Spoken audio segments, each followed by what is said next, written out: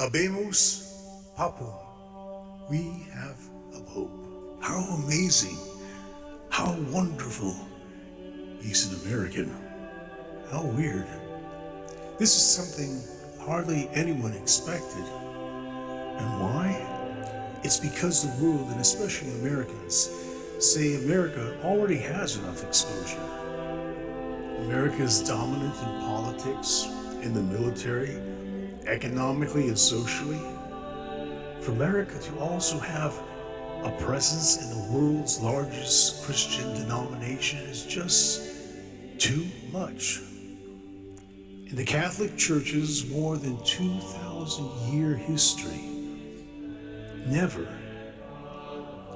has there been a pope from the United States. It's just too absurd. Even people in the US believe this. An American pope was not possible in their past years. It couldn't be possible in their lifetime, and definitely not possible in the future. People thought it silly. Comedian Robin Williams illustrated how hilarious and unbelievable having an American pope would be. When you think there's a Polish pope with two names, and people in the Deep South are going, hey, why can't we have a pope from Tennessee then? His name's Pope John Paul. We'll have a pope named Pope Joe John James. There it is. How you doing? You know, instead of wine and wafers, we're going to have Jack Daniels and beer nuts. Yes, indeed. You know it. Yes, indeed. And after a communion like that, if you don't see Jesus, then you never will. Come on. And yet here we are. An American is a spiritual leader of 1.4 billion Catholics around the world. It is an awesome responsibility, but not immune to jokes and memes about an American heading the Vatican. And here is the biggest meme. He's from Chicago.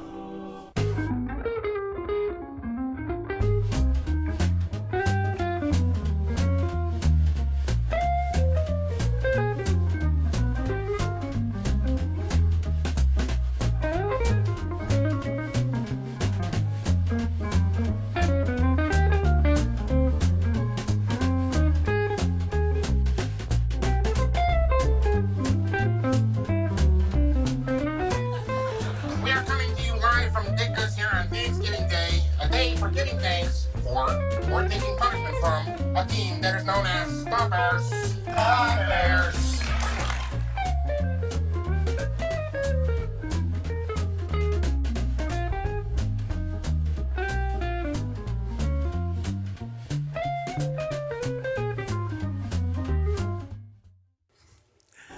All joking aside, one would ask, why would God give us a leader who elicits smiles and laughter? Aren't Catholics supposed to be solemn and serious? Well, they are. That is when they're in their Creator's house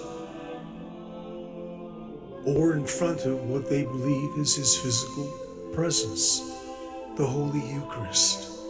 Then again, maybe we do need a little more smiles and laughter. After all, laughter is a facet of joy, and God is the source of the greatest joy. I'm sure Pope Leo doesn't mind the memes and jokes.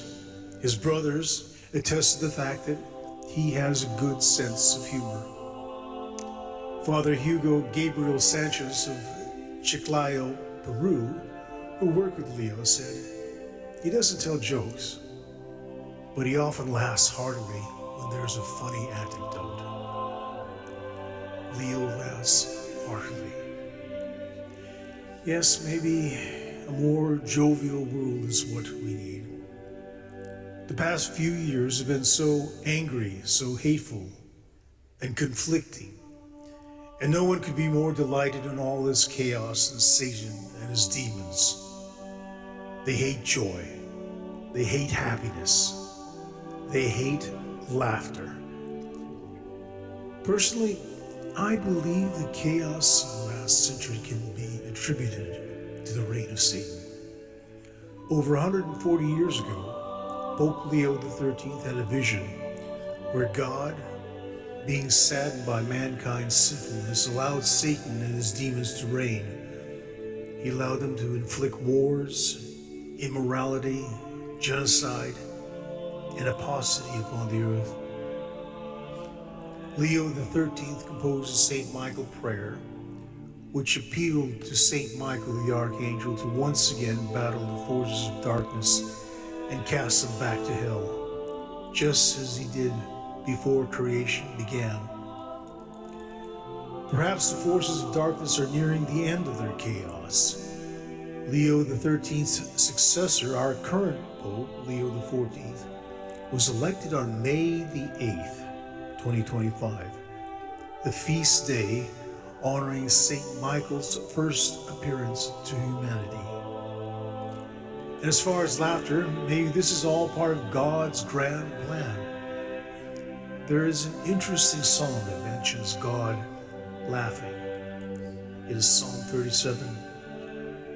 The wicked plot against the righteous and gnash their teeth at them. But the Lord laughs at the wicked, for he knows that their day is coming.